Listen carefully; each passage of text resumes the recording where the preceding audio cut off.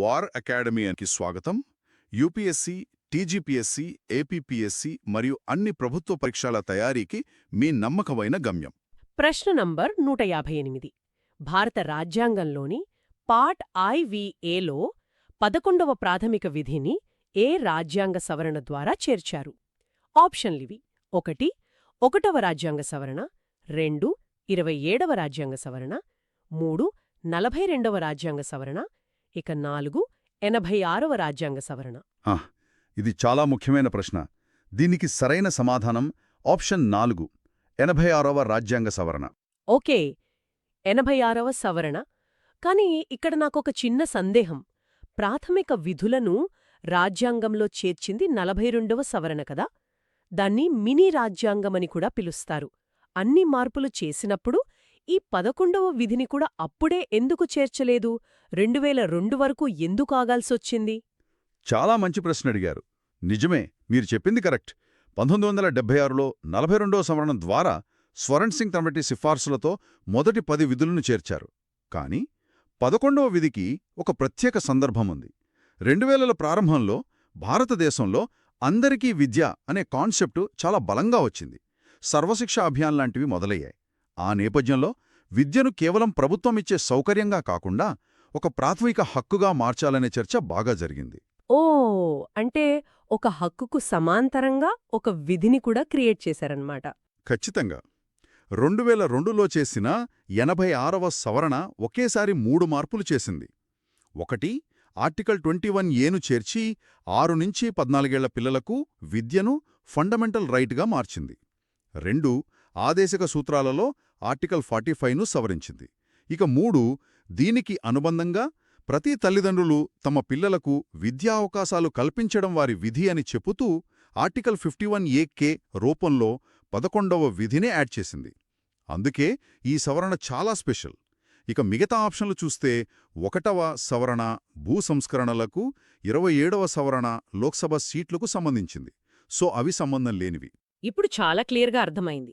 ఒక హక్కు పుట్టినప్పుడు దానికి సంబంధించిన బాధ్యతను కూడా గుర్తు చేయడమే ఈ 11వ విధి ఉద్దేశ్యం. సరే, పౌరుల విధుల నుండి మన దేశపు ఆత్మలాంటి పీఠిక వైపు వెళ్దాం. ప్రశ్న 159.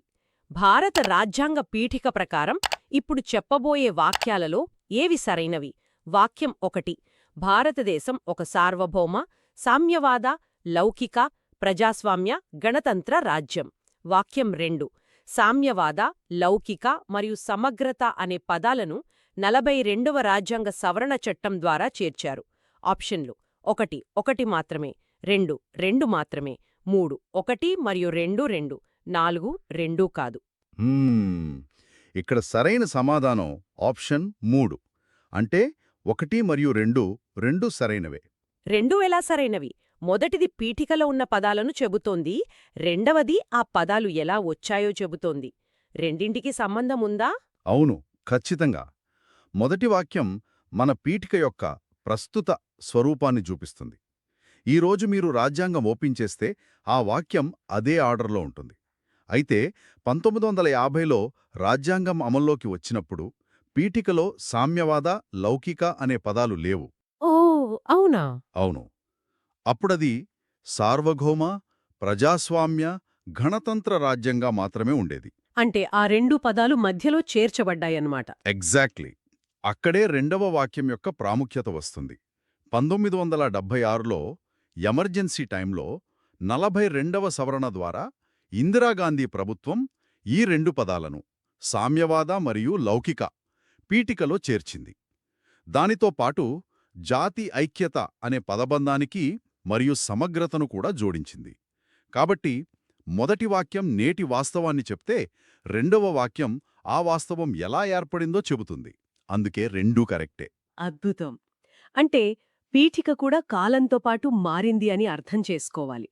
సరే, ఇప్పుడు రాజ్యాంగంలోని కొన్ని ప్రాథమిక హక్కుల గురించి చూద్దాం. ఇది ఒక మ్యాచింగ్ ప్రశ్న. ప్రశ్న 160. 1 వాక్ స్వాతంత్రం వంటి కొన్ని హక్కుల పరిరక్షణ, దీనికెదురుగా ఆర్టికల్ 17. 2 అంటరానితనం నిర్మూలన, దీనికెదురుగా ఆర్టికల్ 19. 3 విద్యా హక్కు, దీనికెదురుగా ఆర్టికల్ 21A. వీటిని సరిగ్గా జతపరచండి.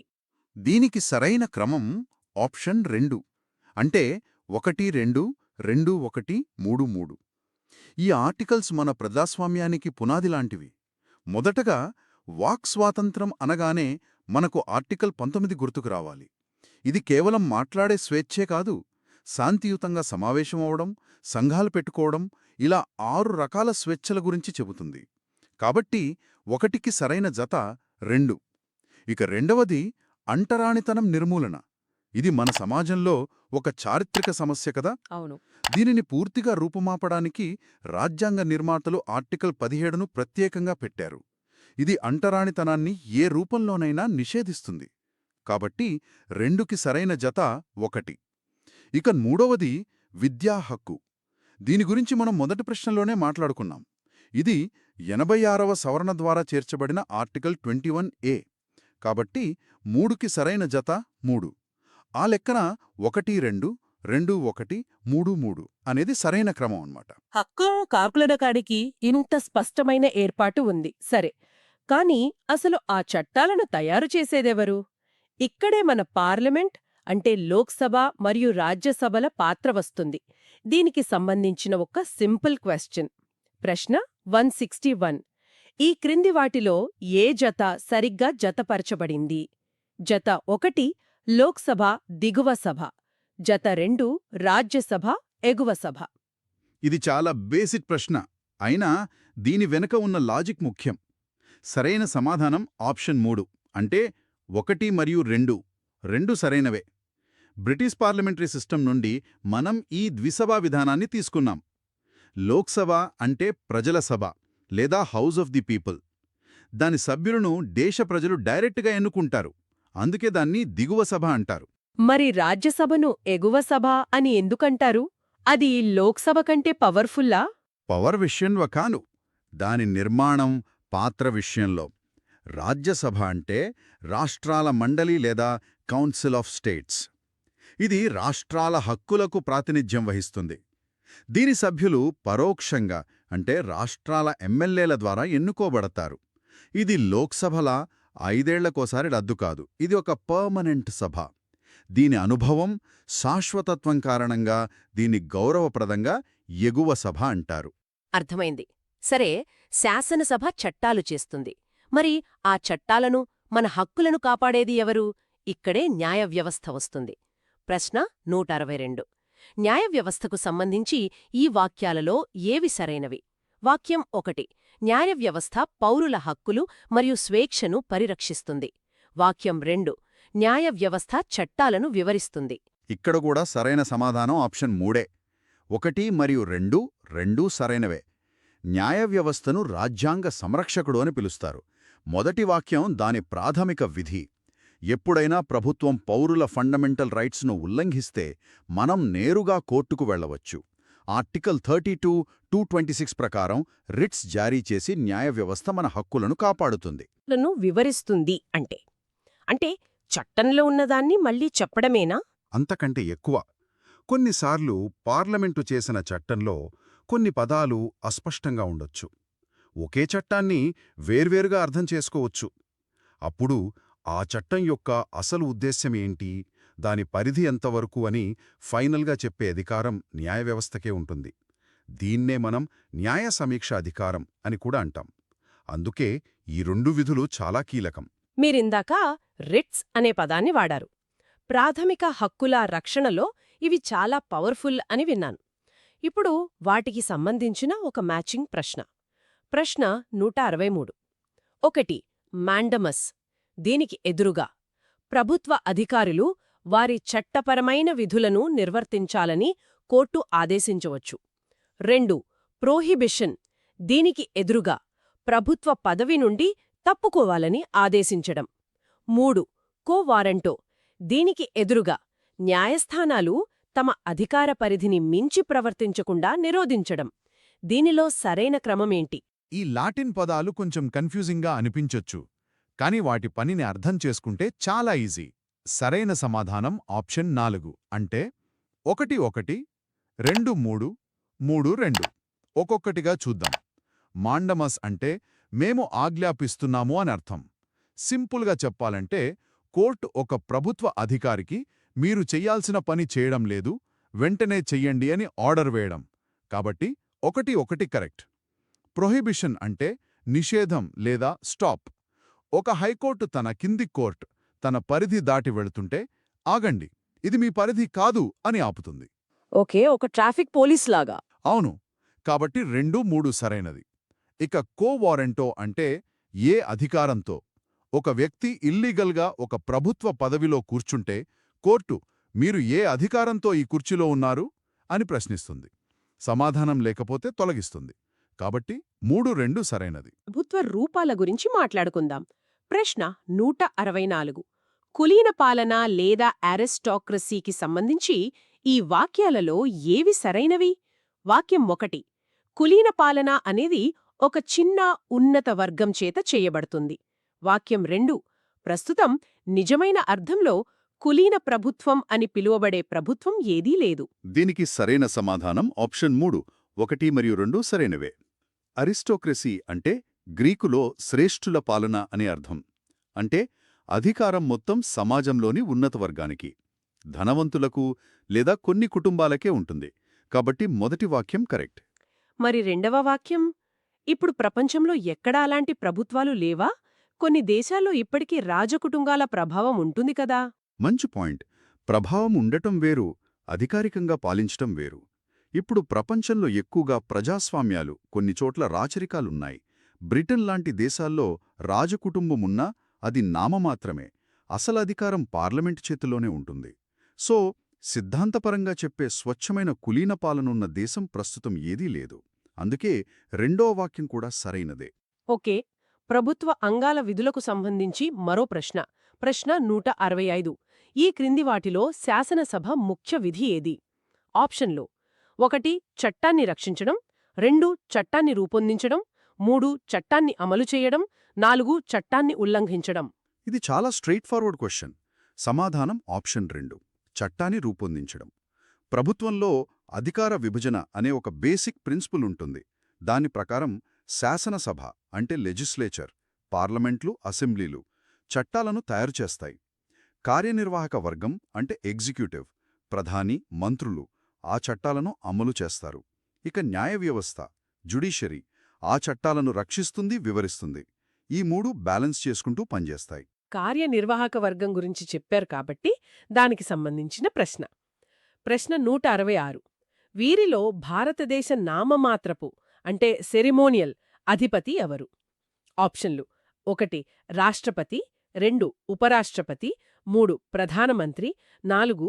హోంమంత్రి. దీనికి సరైన సమాధానం ఆప్షన్ 1, రాష్ట్రపతి. మనది పార్లమెంటరీ ప్రజాస్వామ్యం కదా. ఇందులో 2 హెడ్స్ ఉంటారు. ఒకరు రాజ్యాంగాధిపతి, మరొకరు ప్రభుత్వాధిపతి. రాష్ట్రపతి దేశానికే అధిపతి, ఫస్ట్ సిటిజన్. పరిపాలన అంతా ఆయన పేరు మీదే జరుగుతుంది. కాని ఆయనకుండేవి నామమాత్రపు అధికారాలే. అంటే ఆయన పాలిస్తారు కాని పాలించరన్నమాట. మరి అసలు పవర్ ఎవరి చేతిలో ఉంటుంది? అసలైన వాస్తవ కార్యనిర్వాహక అధికారం మొత్తం ప్రజలచే ఎన్నుకోబడిన ప్రభుత్వాధిపతి ఆయన ప్రధానమంత్రి, ఆయన మంత్రిమండలి చేతిలో ఉంటుంది. అందుకే ప్రధానిని నిజమైన అధిపతి, డిఫాక్టో హెడ్, రాష్ట్రపతిని నామమాత్రపు అధిపతి అని, డి జ్యూరే హెడ్ అని అంటారు. ఇప్పుడు న్యాయ వ్యవస్థ అధికార పరిధి గురించి కొంచెం లోతైన ప్రశ్న. ప్రశ్న 167. భారతదేశంలో ప్రాథమిక హక్కుల పరిరక్షణలో ఏ న్యాయస్థానానికి నాన్ ఎక్స్క్లూజివ్ ఒరిజినల్ జ్యూరిస్డిక్షన్ ఉంది? ఆప్షన్లు: 1. సుప్రీంకోర్టు, 2. హైకోర్టు, 3. జిల్లా కోర్టు, 4. Subordinate court. ఈ పదం కొంచెం టెక్నికల్గా అనిపించినా దీని అర్థం చాలా సింపుల్. సరైన సమాధానం option 2, high court. Non exclusive original అంటే ఏంటి? దాని కొంచెం విడమర్చి చెప్తారా? తప్పకుండా. దీన్ని ఇలా ఆలోచించండి. మీ ఫండమెంటల్ రైట్కి ఏదైనా ప్రాబ్లం వస్తే మీకు 2 హెల్ప్లైన్ నంబర్లున్నాయి. ఒకటి నేషనల్ హెల్ప్లైన్ అంటే సుప్రీంకోర్టు, రెండోది మీ స్టేట్ హెల్ప్లైన్ అంటే హైకోర్టు.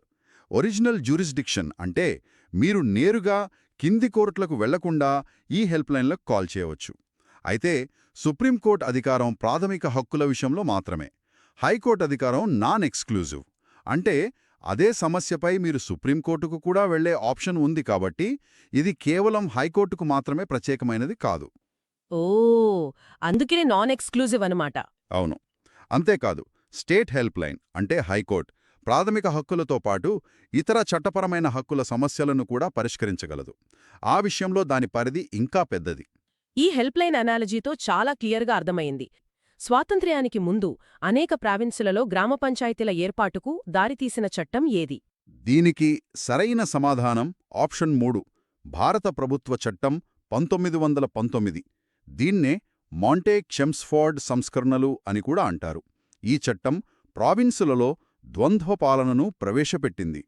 స్థానిక స్వపరిపాలన అనే అంశాన్ని భారతీయులైన మంత్రుల కంట్రోల్లో ఉండే ట్రాన్స్ఫర్డ్ సబ్జెక్టుగా మార్చారు. దీనివల్ల ప్రావిన్సులకు గ్రామ పంచాయతీలను ఏర్పాటు చేసే అధికారం వచ్చింది. ఆ తర్వాతే 1920లలో చాలా ప్రావిన్సులు పంచాయతీ చట్టాలను చేశాయి. ఇప్పుడు స్థానిక సంస్థలలో మహిళల ప్రాతినిధ్యం గురించి ప్రశ్న 169. పట్టణ స్థానిక సంస్థలలో అంటే మున్సిపాలిటీలలో మహిళలకు కేటాయించిన సీట్ల శాతం ఎంత? ఆప్షన్లో 1 27%, 2 30%, 3 33%, 4 36%. దీనికి సమాధానం ఆప్షన్ 3, 33%. 1992లో వచ్చిన 74వ రాజ్యాంగ సవరణ చట్టముంది కదా, అవును. దానిలోని ఆర్టికల్ 243T ఒక విప్లవాత్మకమైన నిబంధనను చేర్చింది. దాని ప్రకారం మున్సిపాలిటీలలోని మొత్తం సీట్లలో మహిళలకు 1/3 అంటే 33.33% కంటే తక్కువ కాకుండా రిజర్వేషన్ ఇవ్వాలి. ఇది రాజకీయాలలో మహిళల భాగస్వామ్యాన్ని పెంచడానికి వేసిన చాలా పెద్ద అడుగు. 73వ, 74వ సవరణలు దేశవ్యాప్తంగా స్థానిక ప్రభుత్వాలకు ఒక రూపాన్ని ఇచ్చాయి. కానీ వాటికంటే ముందే కొన్ని రాష్ట్రాలు ఈ విషయంలో ముందున్నాయని విన్నాను. దానికి సంబంధించిన ప్రశ్న 170. 1960-70లలో ఈ క్రింది ఏ రాష్ట్రాలు స్థానిక ప్రభుత్వాలను ఏర్పాటు చేసి బలంగా అమలు చేశాయి? 1 గుజరాత్, 2 మహారాష్ట్ర. ఇక్కడ సరైన సమాధానం ఆప్షన్ 3 అంటే 1 మరియు 2. రాజ్యాంగ సవరణ రాకముందే పంచాయతీరాజ్ వ్యవస్థను బలంగా అమలు చేసిన రాష్ట్రాలలో గుజరాత్, మహారాష్ట్ర ముందున్నాయి. బల్వంతరాయ్ మెహతా కమిటీ సిఫారసుల తర్వాత రాజస్థాన్, ఆంధ్రప్రదేశ్ మొదటగా ప్రారంభించినా గుజరాత్ మరియు మహారాష్ట్ర 1961లోనే తమ స్వంత పటిష్టమైన పంచాయతీరాజ్ చట్టాలను చేసుకున్నాయి. ఇప్పుడు గ్రామ పంచాయతీల లోపలి పనితీరు గురించి ప్రశ్న 171. ప్రతి గ్రామ పంచాయతీ ఈ క్రింది ఏ కమిటీల ద్వారా పనిచెయ్యాలి? 1 సమతా సమితి, 2 వికాస్ సమితి, 3 శిక్షా సమితి. సరైన సమాధానం ఆప్షన్ 4 అంటే 1, 2 మరియు 3. ఈ 3 కమిటీలు అవసరం. గ్రామ పంచాయతీ అంటే కేవలం రోడ్లు, డ్రైనేజీలు కట్టడమే కాదు. అది ఒక చిన్న ప్రభుత్వం లాంటిది. దాని పనులను సులభతరం చేయడానికి ఈ కమిటీల వ్యవస్థను పెట్టారు.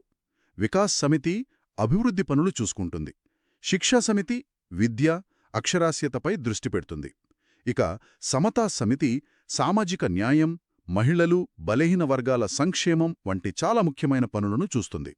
ఈ 3 కలిస్తేనే అసలైన గ్రామస్వరాజ్యం సాధ్యం. ఇక్కడితో మన క్విజ్ ముగిసింది.